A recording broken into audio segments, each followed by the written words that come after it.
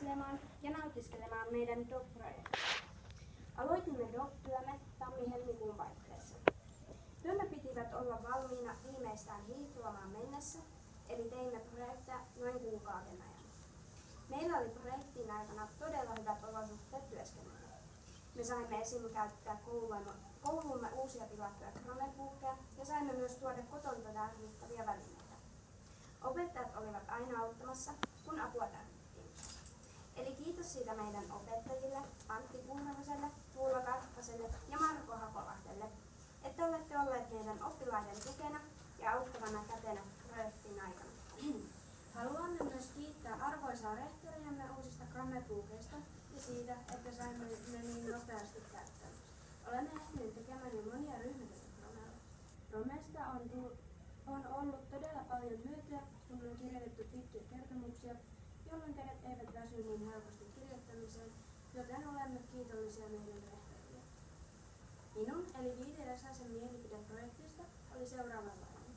Heti aluksi ryhmätyö tuntui kivalta ja odotin innolla, että saisimme aloittaa projektin. Varsinkin kun aihe oli niin mukava. Innostavin asuus oli, kun kävimme katsomassa Muukon tuulilevyynä ja saimme hienoja kuvia ja hyvää tietoa diplomi-insinööriltä Miika Kyljelle.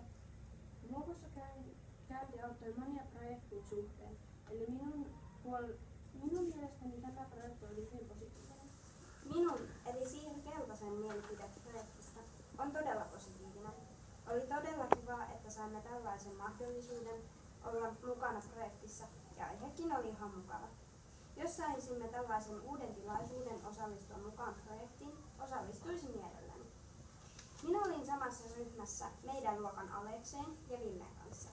Meillä meni todella hyvin, puhalsimme kaikki yhteen hiileen ja avustimme toinen toisiamme. Me tutkimme, miten tuulivoimala toimii ja rakensimme myös pienoismallin tuulivoimalasta legojen avulla. Se oli todella kivaa. Oli hauskaa tutkia tuulivoimalan rakennetta ja toimimista. Kävimme projektin aikana Muukon tuulivoimalassa diplomi-insinööri Miika Pillin vieraana ja meidän vieraanamme koulussa kävi tekniikan tohtori Katja Hynynen. Kävimme myös projektin jälkeen Lukissa tutkimassa, miten tuulivoimalalla voi tuottaa sähköä mahdollisimman paljon. Kyselimme muutamalta ryhmältä, mitä olivat mieltä projektista.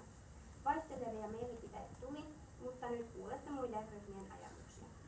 Ja kaksi jotkin ryhmät eivät ymmärtäneet projektin ideaa, sitten alkoi juttu valjeta ja projekti lähti käyntiin. Joissain ryhmissä oli monia henkilöitä kipeänä, joka tuotti hankaluuksia. Projektin etenemisessä oli tarvittavana apuna internet. Eräästä ryhmästä oli kiva olla mukana projektissa. Ja projektin tunnit tuntuivat mukavemmilta taas tunnit. Jostain ryhmässä tuntui, että määrällään, mutta kun yhteisymmärrys löytyi, kaikki sujui hyvin. Monet miettivät monta tuntia aihetta. Kuvaaminen oli vaihtelua ja kivaa puuhaa, erimielisyyksiä oli myös vähän, mutta silti projekti saatiin valmiiksi. Projekti taas jollain muista kuin liukuryhmä, eikä myöskään ollut suurempia hankaluuksia. Projekti onnistuisi. Jostakin ryhmästä projekti tuntui vähän ärsyttävältä, mutta kaikki mielipiteet hyväksytään. Toisella ryhmällä meni taas hyvin, koska he tiesivät mitä tehdä. Myös vaihtelevia mielipiteitä tuli, haluaisiko taas olla mukana uudestaan projektissa. Jotkut halusivat uudestaan mukaan, jollain riippui tarkemmin aiheesta ja ryhmistä haluaisiko uudestaan mukaan, ja jotkut eivät haluaisi ollenkaan mukaan uudestaan. Kiitos teille ajastanne ja nyt kuulette opettajien mielipiteitä projektista.